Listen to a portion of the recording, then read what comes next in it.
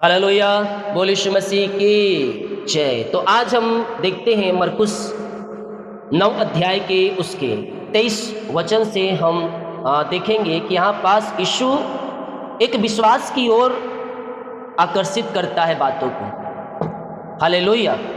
विश्वास मेरे प्रियो, बाइबल में हम जब भी देखते हैं विश्वास के बारे में तो हमारा विश्वास ही है जो हमें मसीह में आगे बढ़ा सकता है। बिना विश्वास उसे प्रसन्न करना, बाइबल में सीधे और साफ तौर पर हमसे ये बातें करती है और कहती है बिना विश्वास उसे प्रसन्न करना अनहोना है।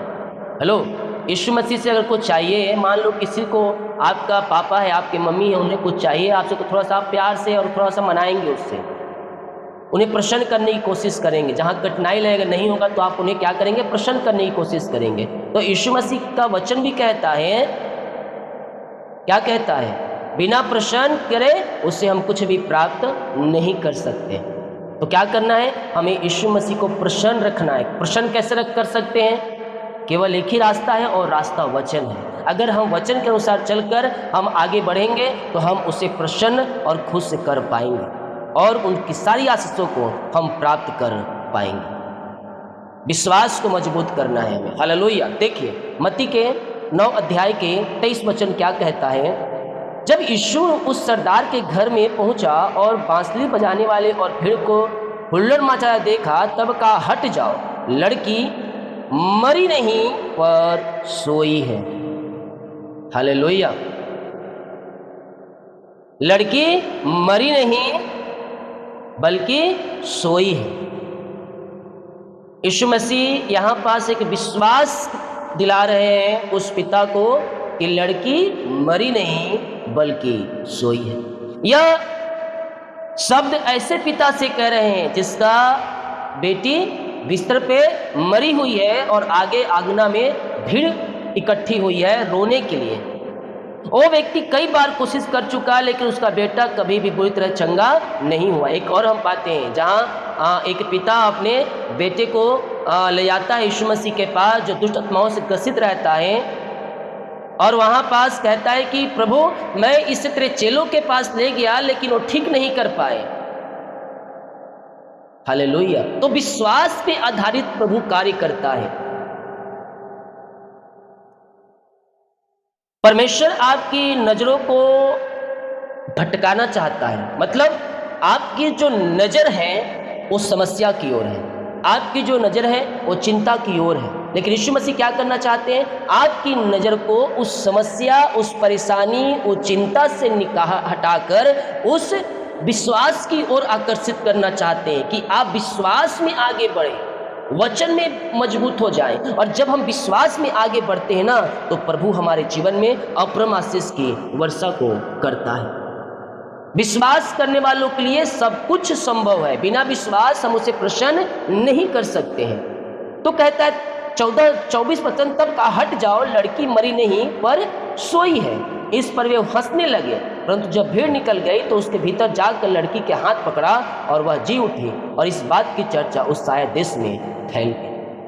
यीशु मसीह आपकी परिस्थितियों पर ध्यान नहीं दे रहा, आपको आपकी नजरें परिस्थितियों से हटाकर विश्वास की ओर आकर्षित कर रहा है। हालेलुया। यही हमारा विश्वास है मेरे प्रियो कि हम विश्वास पे चल के ही हम सारी आशीष के वारिस से हम बन सकते हैं। बिना विश्वास उसे प्रसन्न करना अनहोना है। अगर हमें प्रभु से कुछ आशीषें चाहिए तो हमें विश्वास करना होगा और विश्वास के साथ हमें यीशु मसीह से मांगना होगा। और जब हम विश्वास के साथ उससे कुछ मांगते हैं तो हमारे लिए प्रभु अपरम आशीष की वर्षा करता है, हमारे हर एक बंद दरवाजे को खोलता है और सारी वो चिंता परेशानियों से वो हमें निकाल कर अपरम आशीष की वर्षा हमारे जीवन में वह करता है। वो था, वो है और आगे रहेगा।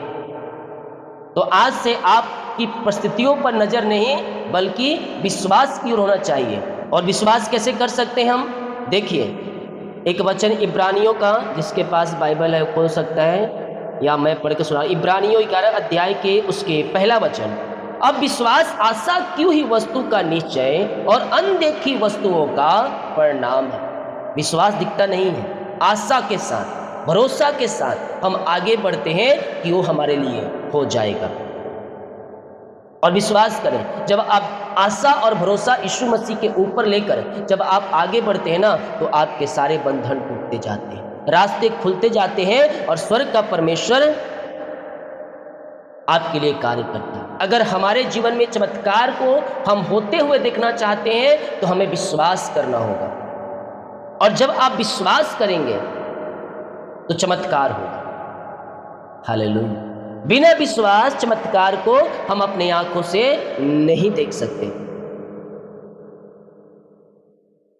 हालेलुया। बिना विश्वास हम चमत्कार नहीं देख सकते। उसी प्रकार हम पाते हैं गिनती के 13 अध्याय में, जिन्होंने विश्वास किया वे प्रतिज्ञा के देश में गए, जिन्होंने शक किया वे पीछे रह गए। हेलो, जो विश्वास किया वो प्रतिज्ञा की हुई देश में जहां मधु की धाराएं बहती है, उस देश में वो प्रवेश किए, और जो शक संदेह किया वो पीछे रह गए। तो आज से आपको क्या करना है? विश्वास कर। संदेह शक आएंगे, शैतान निकल चुका है दुनिया में, और वो चाहे तो चुने हुओं को भी भरमा दे, वो चाहे तो चुने हुओं को भी भरमा दे। Hello, praise to Jesus. वो चाहे तो चुने हुओं को भी भरमा दे। इसलिए भटकाने और संदेह और शक वाली आत्माओं को अपने जीवन से निकाल फेंको। जब आप अविश्वास करते हैं, चमत्कार को रोक देता है। जो आशीषें आने को होती है, अविश्वास में, संदेह और शक में, वो आशीषें रुक जाती है। जब मत्ती के हम 13 अध्याय के उसके 58 वचन को देखेंगे तो यहाँ पास वचन हमसे क्या कहता है। देखिए, मत्ती के 13 के 58 वचन में परमेश्वर हमसे बातें करता है, और यहाँ पास दर्शाता है, उसने उससे कहा वो अविश्वास के कारण बहुत सामर्थ्य काम नहीं किए। अविश्वास के कारण बहुत से सामर्थ्य का काम नहीं किए। हेलो,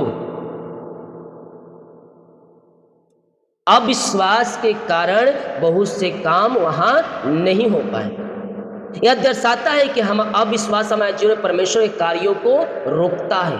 अविश्वास हमारे जीवन में आने वाली आशीषों को, चमत्कारों को रोक देता है। जब जैसे हम पढ़ते हैं याकूब के उसके दूसरे अध्याय के 26 वचन में क्या कहता है याकूब,